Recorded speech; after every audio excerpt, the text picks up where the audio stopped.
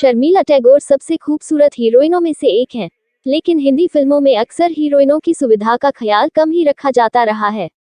अक्सर बर्फीली वादियों के गानों में हीरोइन तो शिफॉन की साड़ी में रहती है मगर हीरो सूट बूट में। ऐसा ही हाल शर्मिला टैगोर का भी हुआ था। होता यह है कि कई बार फिल्मों की शूटिंग के दौरान कुछ सीन ऐसे होते हैं जिन्हें करना स्टार्स के लिए काफी मुश्किल होता है।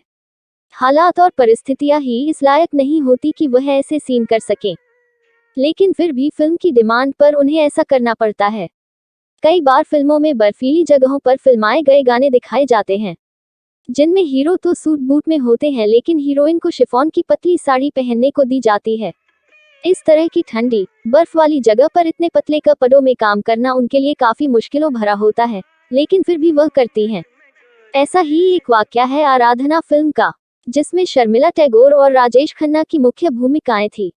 आराधना फिल्म का एक गाना था गुनगुना रहे हैं भावरे खिल रही है कली कली। गाने की शूटिंग दार्जिलिंग में हुई थी। उस समय वहां का मौसम पूरी तरह से बर्फीला था, मगर आप देखेंगे कि काका तो शूट बूट और गर्म कपड़ों में थे, लेकिन शर्मिला टैगोर पतली सी साड़ी पहनने नजर आती हैं।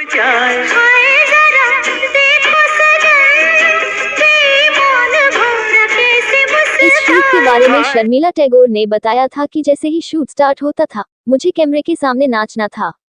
मुझे उस समय ऐसा लग रहा था कि इस दुनिया में मेरी परवाह किसी को भी नहीं है। भले ही मैंने इस बात पर किसी से नाराजगी जाहिर नहीं की मगर शरीर तो रिएक्ट करता ही है।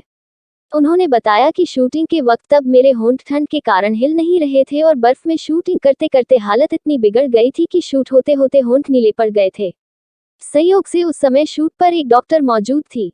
उन्होंने डायरेक्टर से शूटिंग तुरंत बंद करने को कहा। स्थिति को समझने के बाद अगले दिन स्थिति थोड़ी बदली और ध्यान रखा गया कि शूटिंग के समय शर्मिला टैगोर को तकलीफ न हो।